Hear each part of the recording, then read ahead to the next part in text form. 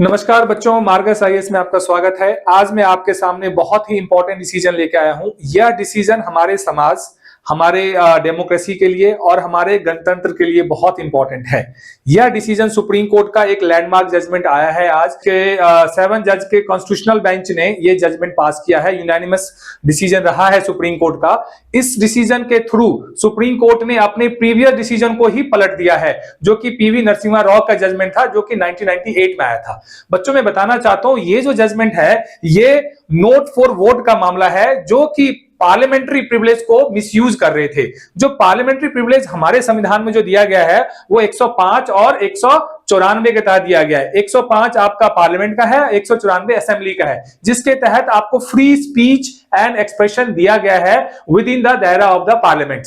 और इसका लोग बहुत ज्यादा फायदा उठा रहे थे। और जब नो कॉन्फिडेंस मोशन जो against the council of minister लाया जाता है सरकार को गिराने के लिए, उस टाइम इस जो प्रोविजन है उसका बहुत ही ज्यादा दुरुपयोग करते थे एमपी और एमएलए। तो उसी को ध्यान में रखते हुए और एक रूल ऑफ लॉ को स्थापना करने के लिए आर्टिकल 14 में दी गई बातों को प्रोटेक्ट करते हुए सुप्रीम कोर्ट ने इसको यूनानिमस डिसीजन के साथ कॉन्स्टिट्यूशनल बेंच ने यह पास किया है कि अब से ये जो नोट फॉर वोट का मामला है वो क्रिमिनल प्रोसीडिंग के लिए लाया जा सकता है। आप इसको चैलेंज कर सकते हैं कोर्ट में। तो हाल फिलहाल में मोहिना मित्रा के केस ले लो, या ऐसे कई ऐसे केसेस हुए हैं जिसमें हमें देखा गया कि पार्लियामेंट्री प्रिविलेज का नाजायज फायदा उठाया जा रहा है पार्लियामेंट्री के द्वारा।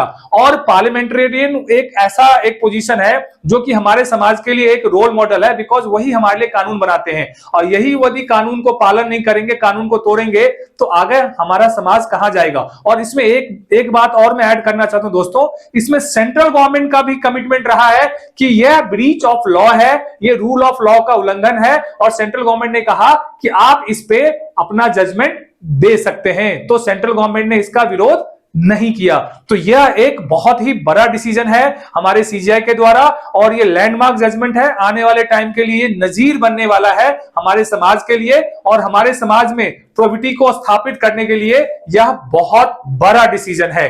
तो मैं और एक बार बता दूं, जो अपना प्रियम्बल है उसमें क्लियर कट बताया गया है कि जो पॉलिटिकल जस्टिस है वो क्या है। और इसके सुप्रीम कोर्ट ने इसके लिए एक लैंडमार्क जजमेंट भी पास किया हुआ है, Raghunath Rao and Ganpat Rao versus union of India 1994 का। उसमें सुप्रीम कोर्ट ने क्लियर कट कहा है पॉलिटिकल जस्टिस क्या है। पॉलिटिकल जस्टिस है आपके पास आपका यूनिवर्सल सफरेज है, डेमोक्रेटिक फॉर्म ऑफ गवर्नमेंट है, and political participation in political activity है। तो ये 3 कैटेगरिकली सुप्रीम कोर्ट ने एलोबरेट किया है कि these 3 parameters are known for the political justice. So उसी के मद्देनजर रखते हुए सुप्रीम कोर्ट का जो आज का जजमेंट है वो आप उसको पढ़ सकते हैं, आप उसको समझ सकते हैं। यह एक बहुत बड़ा लैंडमार्क जजमेंट माना जाएगा आने वाले टाइम में। जैसा केशवानंद भारती केस हो, मिनर्वा मिल केस हो, ऐसे कई सारे केसेस हैं जो कि सुप्रीम कोर्ट के ऐतिहासिक लैंडमार्क जजमेंट में काउंट होता है। तो यह केस भी आने वाले टाइम के लिए